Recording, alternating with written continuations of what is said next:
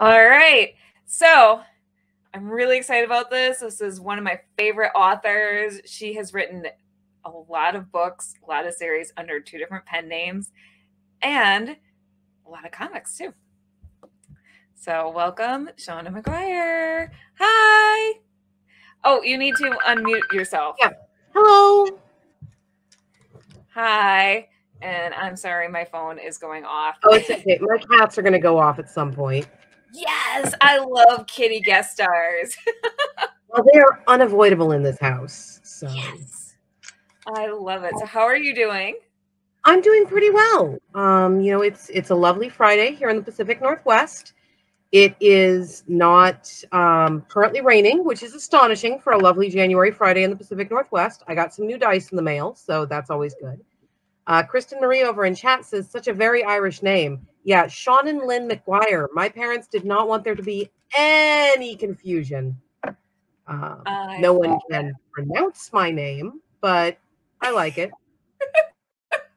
How are you doing? Double-checked your website to make sure I was pronouncing it correctly. So thank you.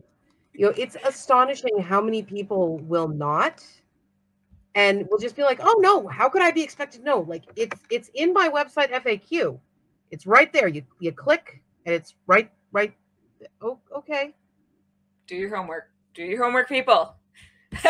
Willow says, you have my attention. Hi from the mother of cats. Willow is not joking. She has so many cats. And I love Hi, Willow. You probably have more cats than I do by number, but I have Maine Coons, so I may have more cat than you by weight. You have Maine Coons? I love Maine Coons. I do. I currently have 2 of them, Elsie and Thomas. Thomas weighs 28 pounds and is not overweight. He is... Oh, there's Elsie. Hi, baby. Do you want to come here? Come here, baby. Come here. Yes. Okay, forget your books. We're going to talk about your cats for an hour. Okay, here's Elsie. Hello, beauty. Oh. Pretty girl. Crayley says Maine Coons are so cute. They are good kitties. She's basically an owl. And Willow has a Maine Coon too. Willow, okay, visiting you is now extra on my bucket list. It already was, but I think kitty talk is everyone's on board. Oh, I keep saying, if a convention would just give me an AV hookup so that we could plug people's phones into the computer, we could have an entire panel that was just bring me a picture of your cat. I'll throw it up on a big screen and compliment your cat directly. Like, that's the whole point of the panel. I will personally look at your cat and tell you how beautiful it is. That sounds amazing. Apparently, so one of my friends met Katie Cassidy from Arrow, and she brought her cat with her. And that's like all they talked about was her cat. Oh, yeah. I mean, Amber Benson from Buffy is a friend of mine, and she used to come over and hang out with my cat Alice, who has sadly passed. But we drove from San Diego to Portland a couple of years ago when our friend Sarah Kuhn put out her first book. And we stopped off at another friend's house, Nikki, so that, I could get dropped off. And we have about a dozen pictures of Amber with Nikki's dog, just having a lovely time. Yeah, you're just going to have to talk to my cat's butt for the rest of this because she is not moving. I'm okay with that. Good. This is why I can't use green screen backgrounds and y'all have to see my filthy ass office, because if there were a green screen, every part of me that is currently behind a cat would now be invisible. Willow says, and there's the floofy tail. Oh, yeah, she is mostly tail by weight. I'm sorry I stopped scritching. You don't have to bite me. So speaking of your Irish heritage, obviously that made it into your Toby Day books. And so how did you do your research? Like, did you grow up with these stories from your parents, or just tell me about this? So both of my parents are American born, and my mother thinks Disney did the stories correctly. Like they're not big on classic folklore. But my Aunt Margie, when I was a kid, was in a Celtic band called Golden Bough, and she would perform a lot of songs that were way bleaker and bloodier than the stories that were considered acceptable for me. Hi. Mommy's answering a question. Could we hurt her less? Okay, you gonna go? please go. It'd be great if you went. So anyway, what with all of that, I got very involved in Dungeons and Dragons and the local SCA scene and all of those things that I think are kind of nerd pipelines, and started really getting interested in traditional balladry and traditional fairy tales, traditional folklore. And this inevitably meant that when it was time to pick a university, I went to the University of California, Berkeley, go Bears, for a dual major in folklore and herpetology, which is not a degree combination that qualifies you to do anything in this world but talk about dragons. Fascinating. Herpetology. Wow. Like, yeah, I love it. I really like amphibians. They are one of my favorite things. So, and then from there, how did you get into writing? Well, that was sort of a parallel track. I am 44 years old this year. I had my birthday January 5th. It's still weird to say that with a 4 at the beginning because so much of it has been spent in pandemic lockdown. But that means I was a kid in the 1980s. And in the 1980s, we were kind of in the golden era of anthology television. You had all of these shows being made by people who had grown up on the Twilight Zone and now wanted to be the next Rod Serling. And one of these shows, which I would watch at my grandmother's house, was called Ray Bradbury Presents. And every single episode began with a title sequence that ended with this old guy sitting at a typewriter. And he would be pounding away on his typewriter, and then he'd pull a sheet of paper out and throw it into the air, and it would float down and form the logo. And I hated that old guy. I hated him with the purity that only a 6-year-old can possess, because every time we saw the old guy, it meant we weren't getting story. We were getting 30 seconds of old guy and not 30 seconds of story. And I resented him. That's fair. So one day I finally complained to my grandmother, which is like, who the heck is that? Why is he here? I do not see his relevance to the narrative. And Grandma said, well, that's Ray Bradbury. He wrote all these stories.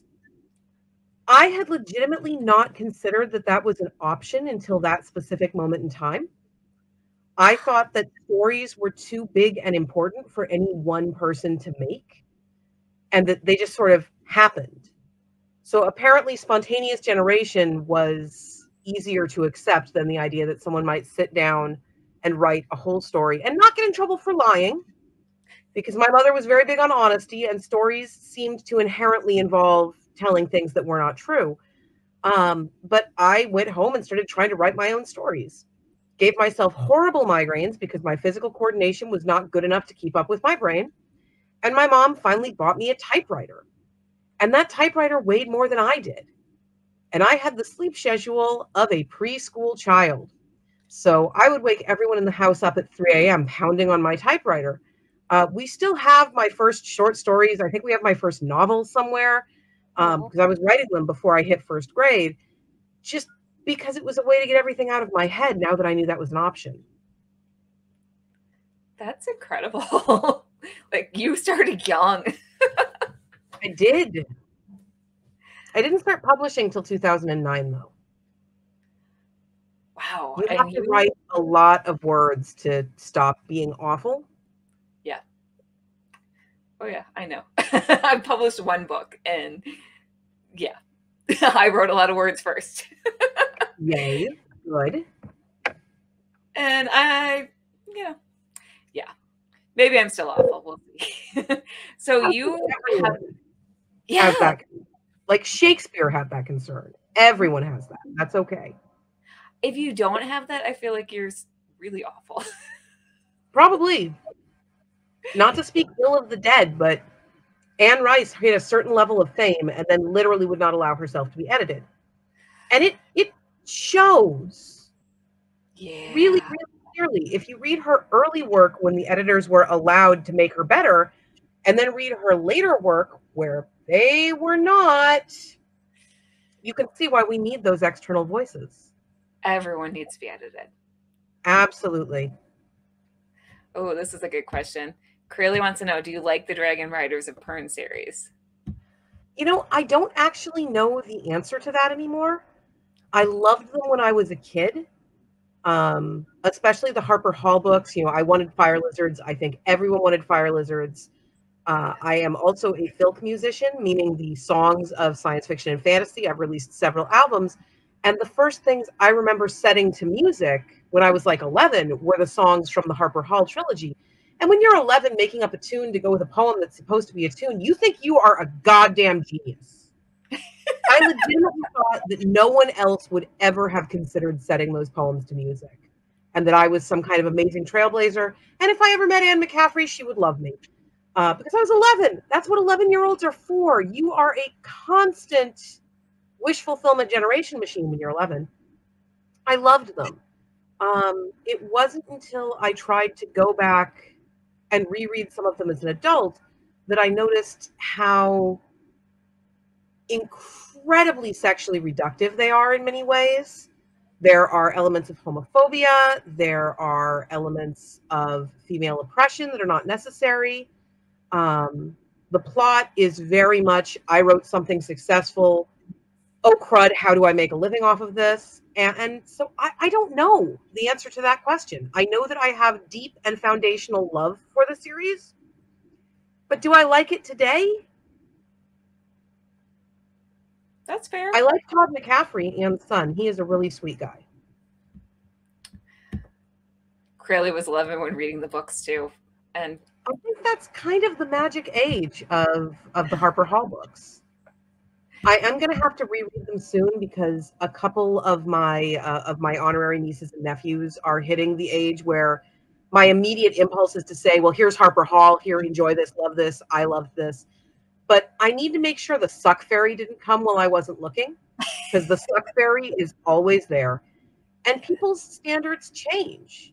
yes. You know, again, child in the 80s, if you look at fiction that was available to me when I was first discovering genre, women mostly didn't exist. If we did exist, we were tokens or we were rewards. A woman was there to tell the hero that he had succeeded at his quest. We were not heroes ourselves. We didn't get to have those stories. And the kids today, the 11 and 12-year-olds, they won't put up with that. They are used to the idea that women can be heroes. So there are stories that I have deep affection for that I'm just not going to hand to my 11-year-old niece and expect her to accept. Which I'm so glad that stories have evolved. Oh, yeah. It's wonderful.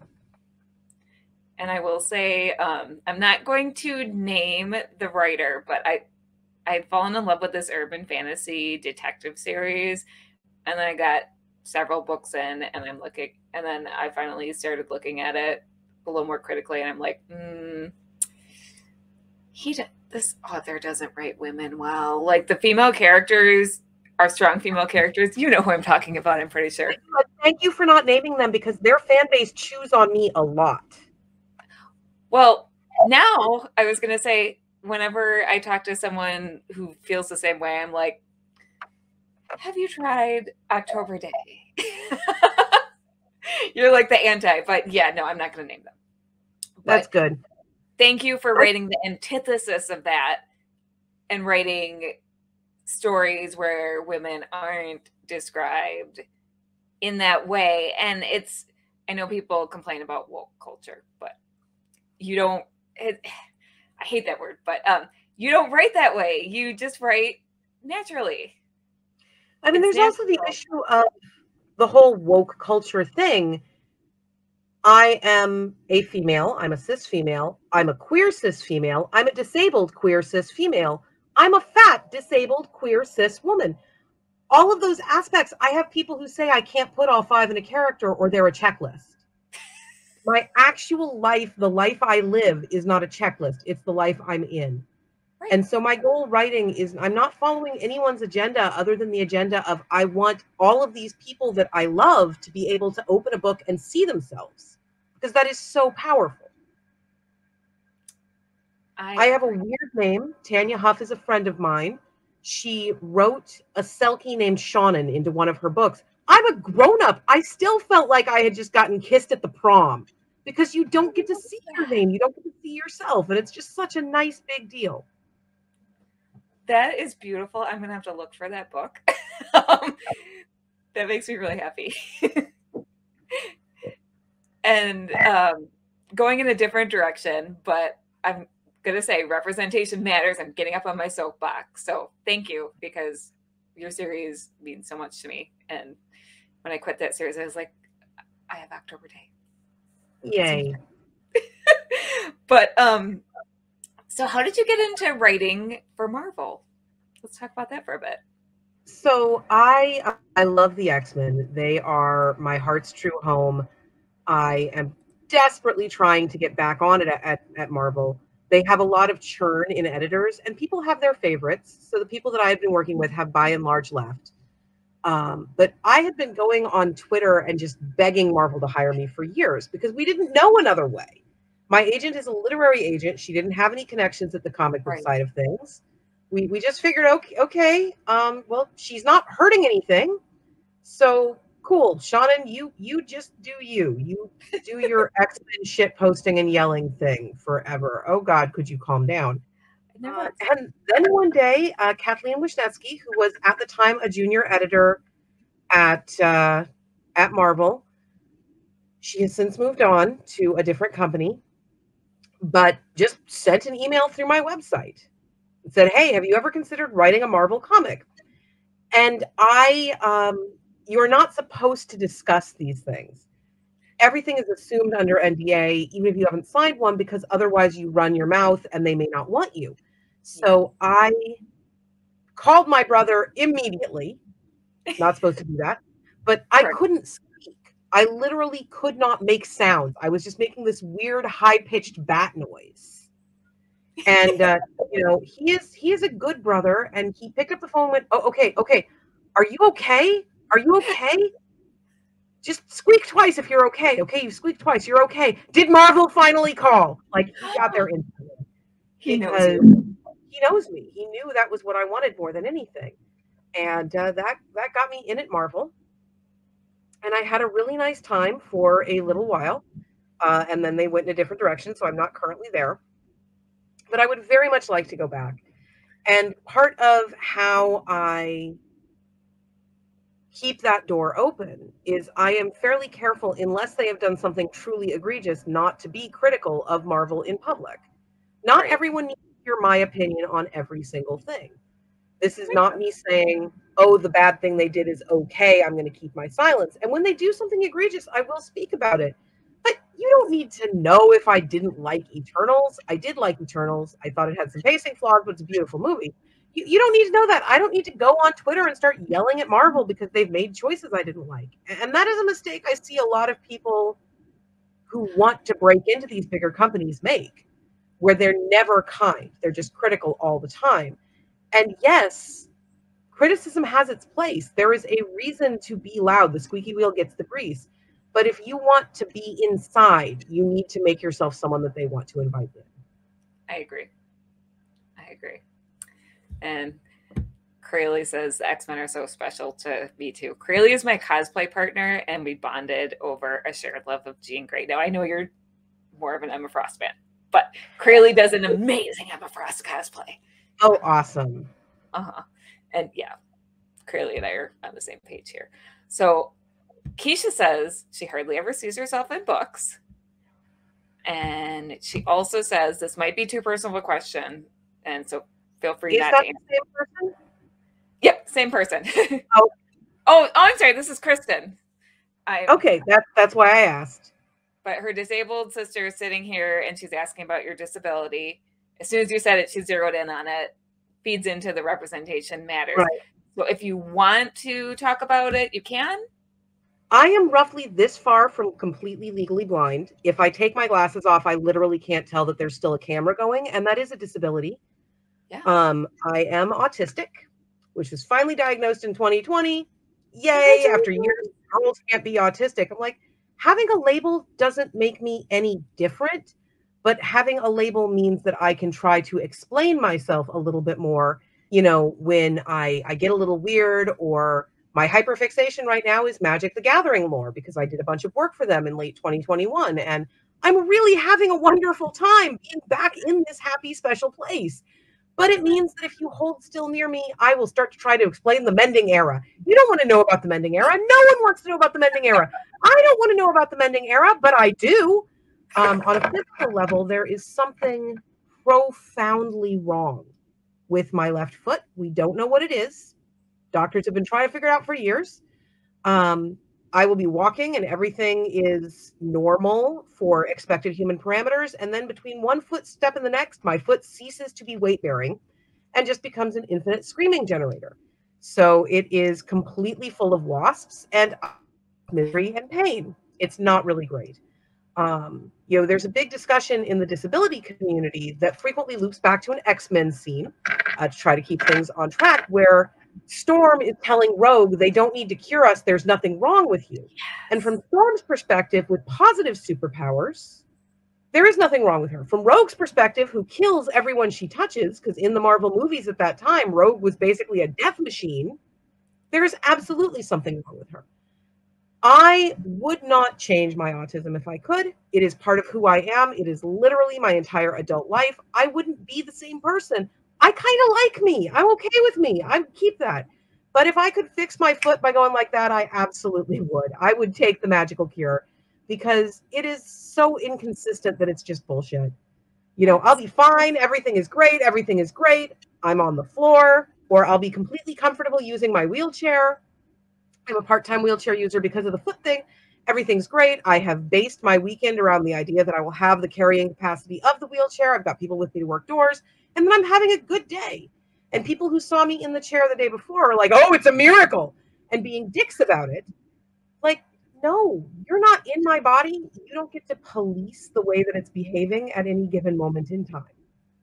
I also, as a dent or more than one thing, have inexplicably high blood pressure, says the person who is passionate about literally everything. But we can't figure out why my blood pressure is so high. We have done all the tests in the world. My blood wants to leave. It is done being here. It would like to go on vacation. Bye-bye. That's fun. Super fun. And Kristen said, thank you for answering. Sure. Her sister is a total sweetheart. She's been... we did this last summer too, and her sister was just sitting with Kristen the whole time. Kristen is basically my co-chair for this thing, and nice.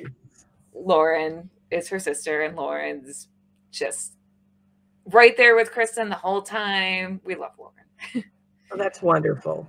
Yeah, and she loves all the celebrities, asks lots of questions. So yeah, representation matters. So people being able to see themselves in fiction, because guess what? That's what the real world looks like. Sorry. Keisha is geeking out about Magic the Gathering. My husband's also. Magic the Gathering Magic makes me so happy right now, because I was last really in the community around about the dark. I left for a long time because people were mean. And then I came back in and went head first into the lore well. But Magic is really genuinely dedicated to the idea that they want your money. Yes. And I know that sounds kind of silly, but they do. They want everyone's money. And you are going to give them your money if you can see yourself. Yep. So they have canonically queer planeswalkers. They have canonically disabled planeswalkers. I have just forgotten her name because I wasn't expecting to say it right now, but they have a canonically autistic planeswalker. That's amazing. Will Kenwraith is missing a limb. They have white planeswalkers, black planeswalkers. They've got planeswalkers of basically all Earth cognate racial backgrounds. And if someone identifies a gap, a place where they don't have a planeswalker, they make a planeswalker. It's amazing. They want your money. I have so much respect for companies that are willing to be that blunt about, no, we just want everyone's money. It's inclusive. Everyone's money spends the same. I'm a Disney person. I love Disney. You can see some pins in the background here, but Disney frequently will not make clothing above a size XL. I can wear their stuff because I top out at XL, but my girlfriend's a 3XL. She loves Disney too. They have decided her money is not worth it. So we wind up buying bootleg or from her universe. I really, really like it when places go, no, we just want your money. I'm with you on that one. And Keisha says she has invisible disabilities in his heart. Oh yeah, it's awful. And talking about it is really hard. So thank you for sharing, because that's so important. It just. And then Kristen says Lauren would like to know what your mutant power would be. Oh, I can talk. Are we talking about powers in this world, like I'm inexplicably one of the first superheroes, or mutant powers in an X-Men world? Because I feel like that is a different answer. Let's go with powers in the X-Men world. Powers in the X-Men world, I would probably be on the standard telepath package. Because in a world where people know there are telepaths, it wouldn't be quite so much like being plugged into the YouTube comments section all the time forever. I got to figure that in this world, if you suddenly developed telepathy when no one is trying to guard their thoughts, no one thinks that someone might be reading them, it would just be like walking through the world's worst YouTube comment section all the time. I would become an absolute shut-in. Now, if I got to pick my power, or it was a power in a world where there's no one to teach telepathic ethics, I'd go for teleportation. Yes. Like, I have been very careful. I've been tightly bubbled for the last 2 years. I am doing my best to stay safe, but I miss my people. And to be able to go, can you take a test and show me the results right now? Okay, great. I'll be right there. Would be amazing. Same.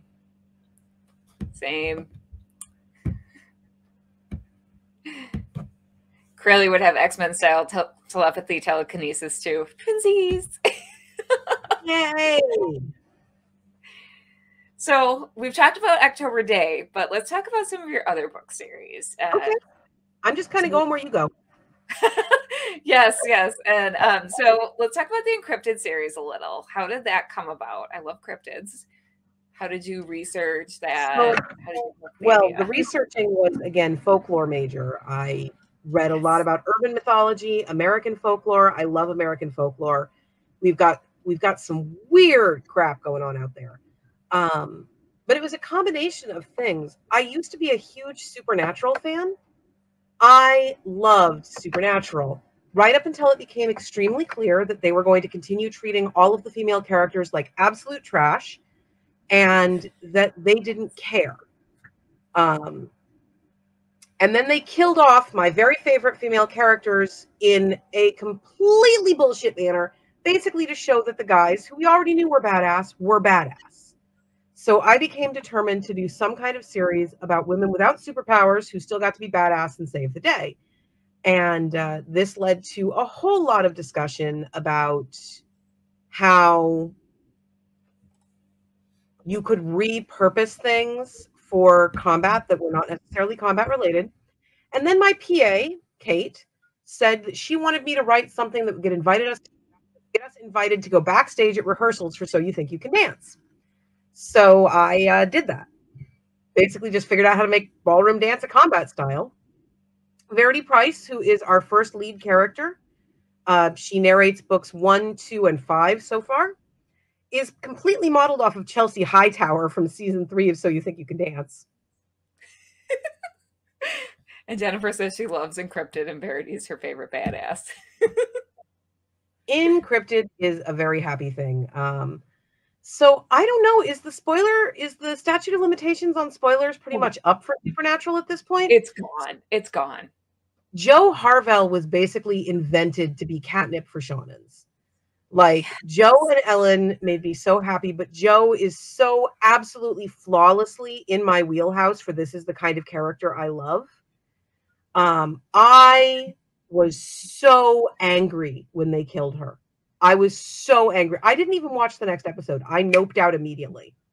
So I've heard people say good things about Charlie, the Felicia Day character, and I've heard people say good things about Mary Winchester. I didn't get to them. I was done.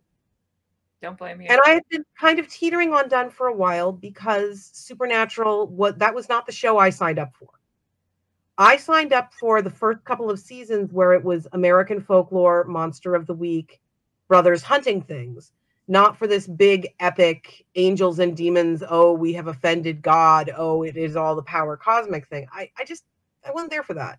I know it made a lot of people really happy, and I'm really glad. because not everything has to be for me, for which we're grateful. I don't know. I like your taste, so I would take more things written for Seanan. Joe Hervell was my favorite too, and Joe and Ellen. Oh. Yeah, Encrypted is basically one long apology to Joe. I just got the audiobook because I hadn't picked up the series yet. So I just got it, and I'm extra excited. Yay. I'm really, really excited. A few very strong female characters popped in. Keisha saying, yeah, I have heard that, but I don't know that that is enough to make me forgive them for what they did. There is so much media out there. There's so much to consume. Yep. And this is what I say to people who tell me that they are hate reading something, or I don't really like your stuff, but somebody told me I should give you another chance, which is fine. There's so much. You don't have to consume anything that's not making you happy. And Supernatural broke my heart so badly with the way they treated Joe and Ellen that I just cannot see going back. It's not enough for me. I'm sorry. That's how I feel too. That's why whenever I say the thing about the other book series and how they treat female characters, and then the fans argue with me, I'm like, it's okay that I don't like it, and it's okay that you like it. Mm-hmm. Yeah. Hey, Rebecca. And I was going to ask about Newsflash under Mira Grant. So perfect. Rebecca got us there. When I am Mira Grant, I write biomedical science fiction thrillers. So the Newsflash books, which Rebecca has mentioned, were basically what if you did political thrillers, but with zombies? Yay. So I used to kind of describe it as Night of the Living Dead meets The West Wing, with a healthy side dose of Transmetropolitan. There are 5 books total. There's the original trilogy, which is Feed, Deadline, and Blackout. Feed, Deadline, Blackout. I got my fingers wrong there. There's the short story collection, which is Rise. And then there is book 4, which is Feedback. Do not read Feedback before you've read the rest, because Feedback was basically a literary experiment. I love it. I think it's a fabulous book. It makes me very happy. But it starts at the exact same minute that Feed starts, and it ends at the exact same minute that Feed ends, which means if you read Feedback, you are completely spoiled for everything that happened in Feed. And there is a fairly gutting emotional moment in the middle of Feed that I'm still proud of 10 years later. I think it's one of the best things I'll ever do in terms of making people want to murder me in my sleep. I love that. And Keisha says, political with zombies sounds like my jam. Keisha, yeah, you need to get all of Seanan's books, like, now. There's only 65 of them. How many? 65. 65. Oh my gosh. You are so I think it's actually technically 67 now, because that count was before the last couple releases, but it's somewhere in the mid-60s. So what does your writing schedule look like? What does an ordinary day look like for you? I get out of bed. I take my morning blood pressure medications, because, again, catastrophically high blood pressure. And if that doesn't sound like a disability to you, just think about the last couple years. So many people that I normally would trust have been saying that letting me die is worth it if it means you can open the McDonald's. So that's been super fun for me. But get up, take my meds, feed the cats, sit down, start writing. And I have a daily word count. I do not stop writing until I hit that daily word count. So some days I'm checked out at 2 p.m. Some days I'm at my computer till 10 p.m. It depends. And then take care of anything admin that's come in. You know, I've got some editing I have to do when I finish word count for today. Though right now word count's a little muddled because I'm in a heavy reconstruction phase on the project I'm working on.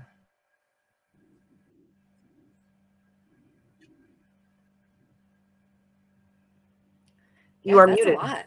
That's wow. Well, can you hear me? Yes, I can. Okay.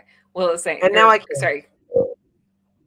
Kristen's saying she's learned a hatred of people in the last 2 years. Like, yeah, it's been rough. I mean, America has always had a strong eugenicist streak that is in us back to the beginning. World War II, they learned it from watching us. and that is historically documented. That is not the woke brigade speaking. That is literal history. I thought it would take us longer to go from everything is normal to kill grandma to save the economy. I honestly did. Yeah. But it didn't. And that's depressing. So here's a My Little Pony. I love it. That was a very good segue. All right. Yeah, I feel like we've gotten super deep with these first two panels. I promised a weekend of fun. And well, see, I've got Carl asked to see my dark side. Oh, yeah, I caught part of that. I'm not very good at dark siding. Like I can be pointy. I tell people that I try to be kind, but not necessarily nice.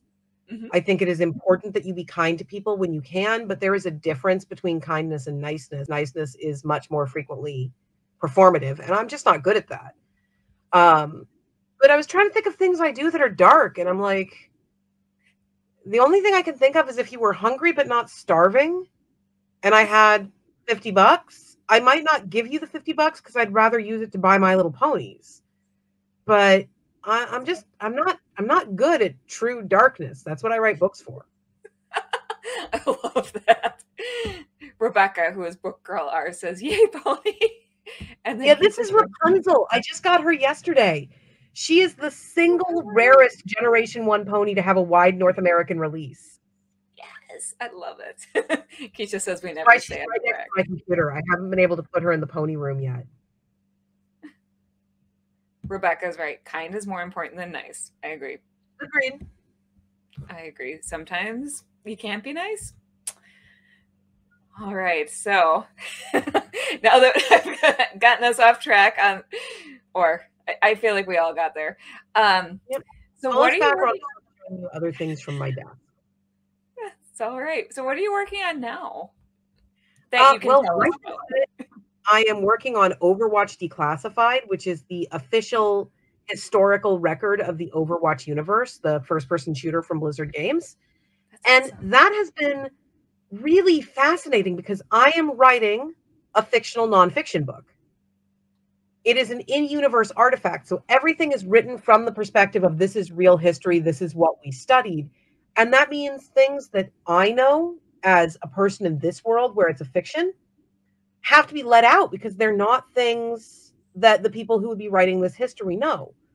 You know, like in our real world, we know that Soldier 76, the iconic hero of the game, is actually Commander Jack Morrison of Overwatch, having gone kind of rogue and being a vigilante now. They don't know that in universe. In universe, they think that Commander Morrison died in the explosion at the Swift headquarters. And it's kind of given me a headache, to be quite honest, but I'm enjoying it. I love Overwatch. I like to play it. It's a good game. And Blizzard's fiction division is completely separate from the video game creation division. So I'm not working with the people that have been making the news for bad reasons. Just good. Well, that is good. So how did you get on board with writing with their fiction division? So this is going to sound super arrogant, and I apologize for that.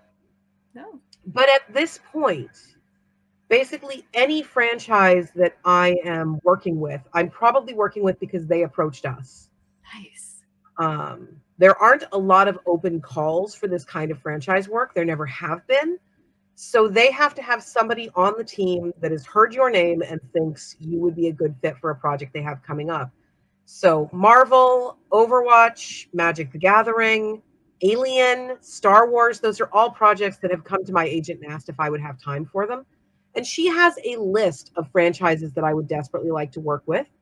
And she has the list of franchises I don't want to work with at all. Makes sense. And so if something is on one or the other of those lists and they approach her, she will let me know. And then I sign up most of the time. So I love doing licensed IP work. I really got started in fanfic. That was the first place that I got to experience showing my work to other people who treated it like a restaurant meal. And well, okay, so Have you ever noticed how food tastes better in a restaurant? Yes. That is because the people who cook the food in the restaurant don't love you. They don't care about you. They just care about you having a really delicious meal, tipping well, and leaving a good review. So they cook everything in butter. There is so much butter. They cook everything in salt. There is so much salt, sugar. All of the most delicious things that are the worst for our bodies are in that restaurant meal. And that's why when you make the same thing at home, it doesn't taste as good, because you will probably cut back on those unhealthy ingredients. When you're first starting to write and you're anxious about it, you show your work to the people that love you. You show your work to your parents or to your partners or to your best friends. And even when you ask them to be critical and you ask them to be mean to you, they're holding back a little because they love you. Yep. So they think they're following the recipe, but instead of a whole stick of butter, they're putting 2/3 of a stick of butter, and then they're adding some margarine or whatever. And so fanfic was the first place where I was putting my work out in front of people who didn't love me. And they were ripping it to shreds like something they didn't care about. Yep. And I learned how to take criticism, and I learned how to suck, and I learned how to get better. And so doing licensed IP work for me is kind of like going back into that space without pissing off my agent. Yeah, because you can't really do fanfic right now. I'm not asking. I'm stating, if you were to do fanfic, you'd have to hide it from your agent and hide it from everyone. It's mostly a time thing, honestly. My agent loves fanfic. She signed me in part because she had read my Buffy the Vampire Slayer porn and thought that it was excellent. She just, you know, I am so tightly scheduled. I don't have time to write fanfic. So if I want to get that impulse out, I need to find a way to get them to pay me. I love that. Also, that's amazing that that's how your agent found you. I love that so much. So Keisha says Overwatch is a pretty cool game. And Willow wants to know, how much creative control do you have with the story arc of the Overwatch book you're working on? Makes sense. None at all. There are spaces in the deep canon where it's, 20 years pre today or whatever that I'm allowed to fill in because they never blocked out what went there. But the arc the story itself is going to follow is preset and has been for a very long time. That makes sense. We have a there's a small human. There is a small human. I think she's leaving. Hi, Isabel. Yeah, we're just having all sorts of people, all sorts of little guest stars. Hey, Isabel, this is a flump. When you're in the Underdark, it's the only thing you can trust. Aw. Hi, sweetheart. Lots of unexpected guests. She's basically grabbing my squishy ball and going. She's not coming on screen. Awesome. Yeah. Gotta get that. Oh, she is 11, turning 12 this month, actually. Oh, my gosh. On the 29th. Yeah. Got a 12-year-old and a 10-year-old. So my Irish twins. Maybe they can read the HarperCollins books and tell us if they suck. Yeah. So, I got distracted now by my little tiny human. She just got home from the store with Daddy. Fantastic. Yes, that is one of her favorite outings. Which, I don't know, grocery stores are very exciting. It was very hard during the pandemic. And it's been very hard. Luckily, we're all vaxxed. But she learned to ask to go to the grocery store by handing us a mask. Oh, Crilly, this is why you're my partner in crime. I have given up on guessing how old literally anyone is. Because I don't know. I just turned 40. Oh, wow. Congratulations. Thank you. I had a 1940s themed birthday party, and very nice. And then I did a old Hollywood Wonder Woman mashup dress for it, because gotta get your nerd on. But I feel like being in the geeky fandom specter keeps you young, like doing cosplay and all that stuff. I actually think that is fairly accurate, given a lot of the fans I know. For my birthday, we didn't have a party. We had a D&D game. And my friend Amanda made me cheese zombies, which are these food that they used to serve at my elementary school that no one has ever heard of unless they grew up in Northern California. So that was great. So what are cheese zombies? So in the late 1970s, the dairy farmers of America developed a problem.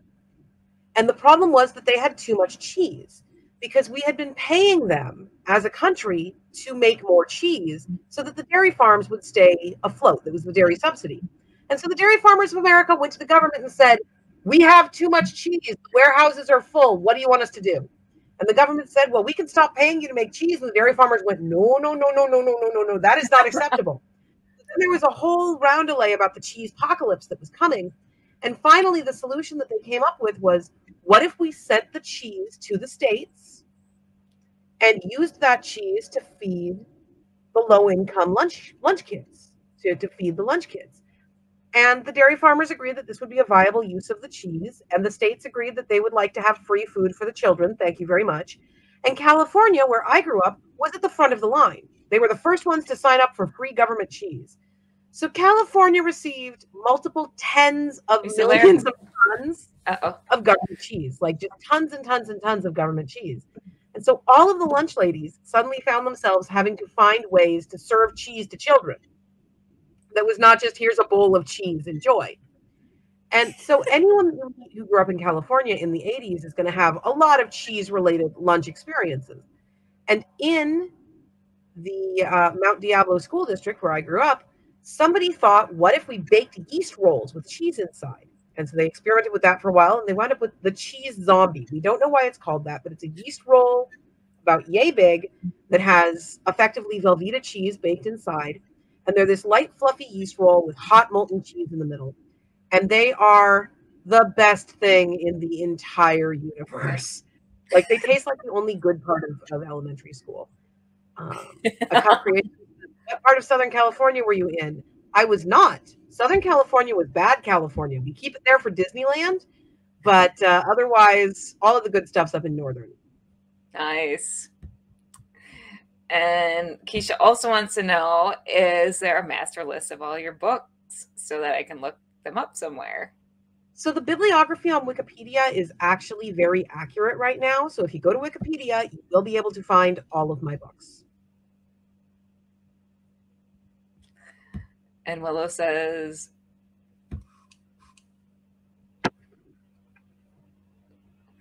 zombies and cheese. I could be your best friend right now.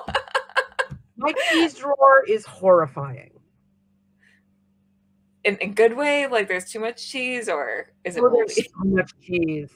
Yes. My D&D group, because we play D&D as adults now, which means it's not all Cheetos and pizza. And we rotate who's in charge of food.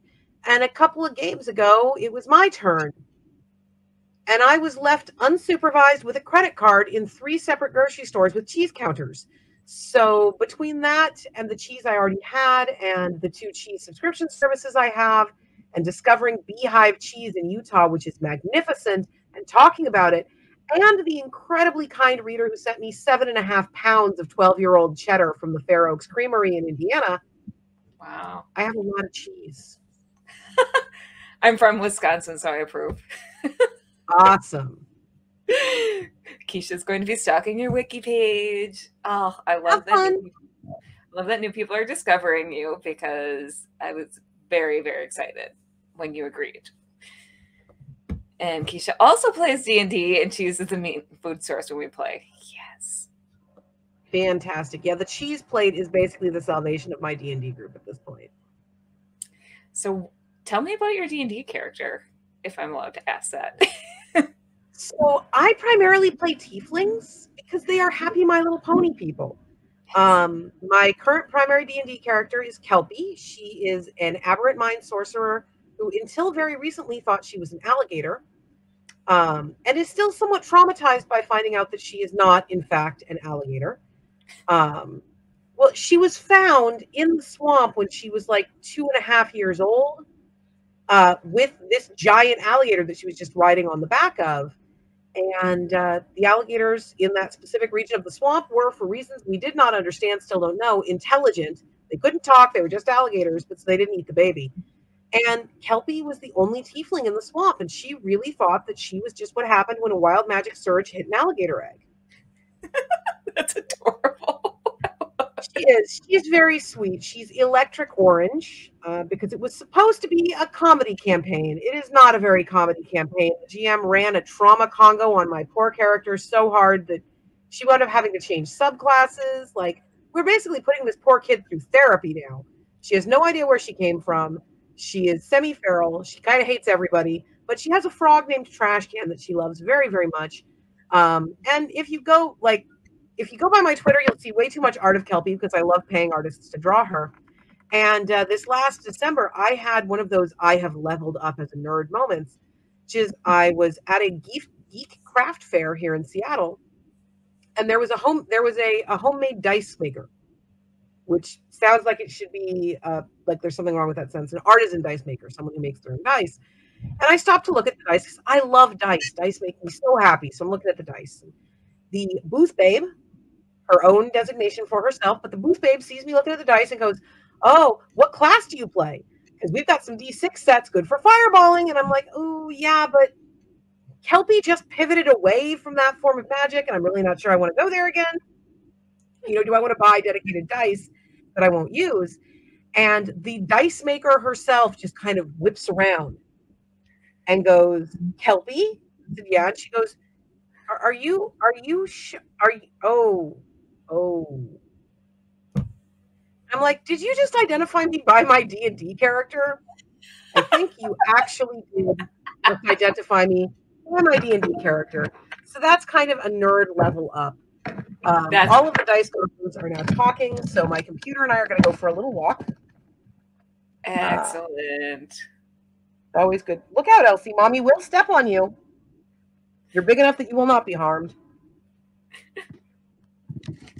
So the two main things I collect are Generation 1 My Little Ponies and dice. This is the My Little Pony room. Yes. And if I turn around, you can see behind me there are two Gaylord card catalogs. These are the kind of card catalogs that were in wide library use in the 70s and 80s. So they probably look very familiar. This is Will and Rowan. And Will and Rowan are used entirely for the storage of dice. They're so beautiful. So every drawer in both of these card catalogs is completely full of dice.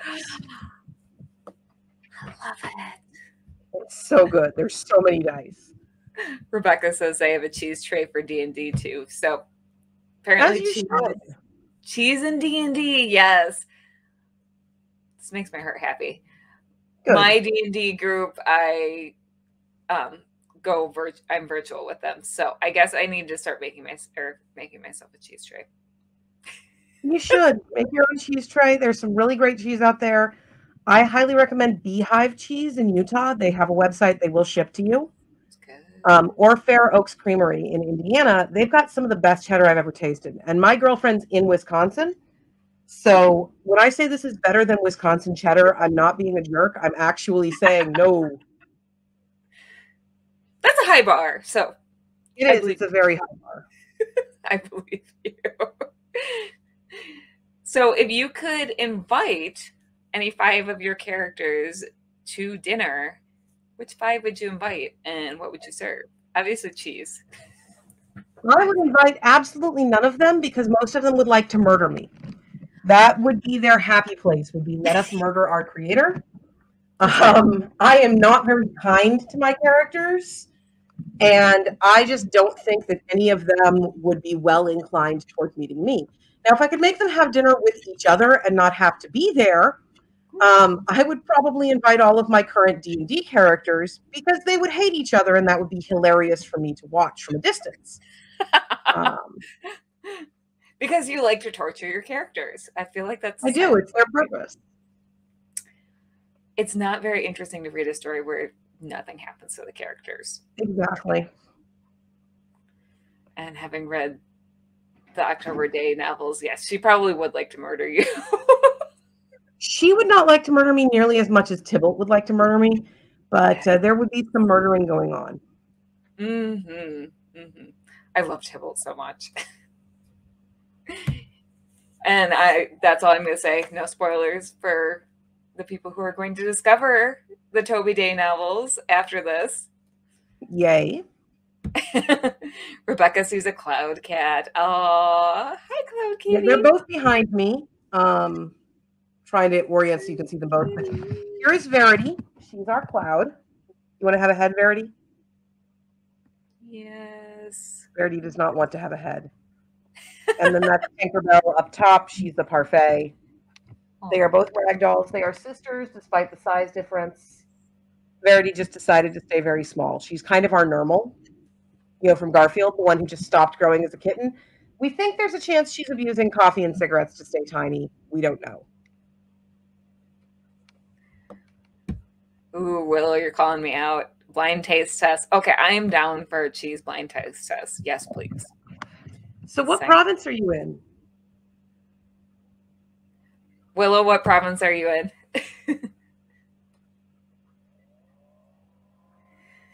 Well, we'll wait for Willow to answer. While we wait for Willow to answer, who would you cast as your main characters?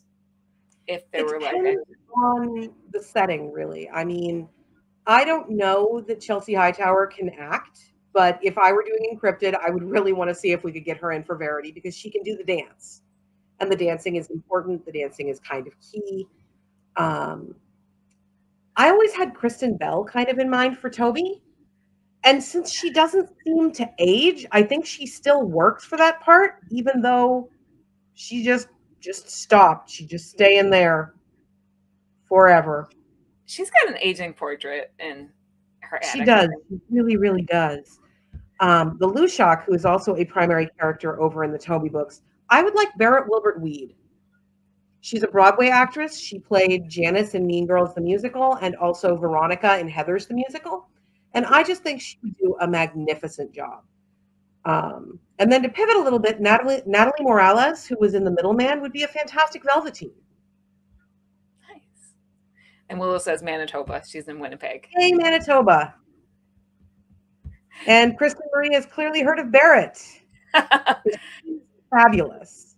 Kristen lives in Jersey, so she gets to actually go see things on Broadway, as opposed to us or me in the Midwest, where I have to wait for them to come to Chicago or Milwaukee.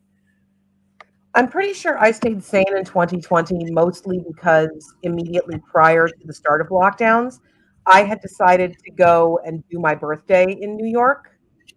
So I had so much travel planned for 2020 that it seemed very irresponsible to do a lightning birthday trip. But The Lightning Thief, which is the Rick Riordan musical, their last performance was on my birthday. It was on January 5th. And I had been there for opening night and had attended the actual opening night celebration party. And so it seemed very symmetrical. So I flew to New York with basically no notice at all, saw The Lightning Thief and Beetlejuice, had dinner with my publisher, and flew home. And so it was the last good birthday. I'm so jealous that you got to see that, because I've listened to the soundtrack and it's so good. Oh, I love The Lightning Thief. They literally changed the rules for the Tony Awards to block The Lightning Thief out in 2021. Like, they literally rewrote how the Tonys work because they didn't want that children's musical to show up on their stage. And I lost so much respect for the Tony Awards in just one moment that I don't think it'll ever recover. That's so ridiculous. Also, I love Rick Riordan and the Percy Jackson series so much.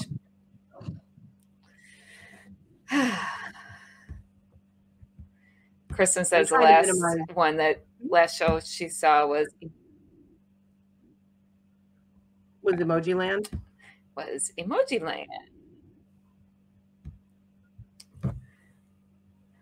All right, so we have 5 minutes left. So if you had to give advice to any of the new writers out there, besides the wonderful advice you've already given, what sort of advice would you give? 99% of all writing advice that you're going to be given is bullshit. That includes anything I say. If something doesn't work for you, throw it out. There is no one that is so absolutely perfectly good at this that they can tell you what to do and be right. Stephen King is probably my favorite author of all time. He says you cannot be a good writer and watch television. I watch so much television. People do not believe me when I tell them how much television I watch because I write too much to be watching that much TV. But clearly, Stephen King's advice was wrong for me. So people are going to tell you things, most of them are wrong. You do, however, have to read and you have to write. Those are the only things you can't leave out. There are no completely new stories. You're never going to come up with anything that no one has thought of even a tiny bit before. But unless you get very unlucky and somebody has managed to write what is considered the perfect exemplar of the story you have put together, you'll still be able to finish it. You might still be able to publish it. There is a new Beauty and the Beast retelling every 6 months. You'll be fine. Don't compare yourself to other people. When we talked about what my writing day looks like, you'll notice I didn't give a word count or a page number. And that is because, especially today, in this highly curated age of social media, we compare ourselves to everyone around us constantly. And what I was running into was I would give my word counts, and then people would beat themselves up because they hadn't written as many words yesterday as I did. From a writing standpoint, I am basically an Olympic athlete in constant training. This is my entire job. I have no children. I stay home with my cats all the time and I write. And those are muscles that build with use. So yeah, I probably can write more words in a day than you can. That's not arrogant. That is just, you can probably run a faster 100K than I can. Whatever. Do not let someone else's numbers undermine your confidence. There are no new stories. You are only in competition with yourself. Even if you only write 100 words a week, you will finish a novel before you're dead, if that's what you want. You don't have to want that. It's okay if your happy place is writing Marvel Cinematic Universe fix-it fic. That is the thing that makes you joyous. You don't want to publish. You don't want to go into anything bigger than that. That is okay. You are still an author. You are still awesome. And then the most practical advice I actually got from Todd McCaffrey, who came up earlier, who told me that Elsie. Yes, you are a flying kitty cat. He told me that he really wished someone had said to him when he was getting started, do not quit your day job until you are reasonably sure that you can pay your bills off your royalties. Not your advances, not the money they give you to write the book, the money that you receive for having already written the book. I shop at Target. I buy discount meat at the grocery store. I do not live an extravagant life. My biggest extravagance is My Little Ponies. And that is a narrowing list because soon I will have all the My Little Ponies. And then I'm going to have to figure out what the hell to do with my life. But, you know, it's okay. You don't need to have a lot of money if you know that you will be able to keep on top of things with just the money that's coming in from your royalties. And also remember, no one's career is like anyone else. There are going to be factors in your life that impact how well things go. I am a female, primarily urban fantasy author. I write books about girls in short skirts. I keep getting confused as to which hand is which on this thing. But I write books about girls in short skirts kicking the crap out of monsters.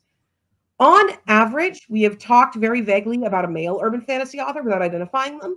On average, his books are reviewed at a full star rank higher than mine, even if they are written exactly equally. If you are a girl, if you are a non-binary author, if you are a queer author who is open about it or writing queer themes, if you are an author whose name reads as unusual to American audiences, you are likely to have more trouble gaining traction. And that's not on you. That's on them for being misogynistic fuckholes. You know, whatever. They can cope. I have to be content with who I am because I can't be anybody else, and I'm pretty good at it. So I think we probably have the next person waiting for us at this point because we did just hit 3 p.m. Yep.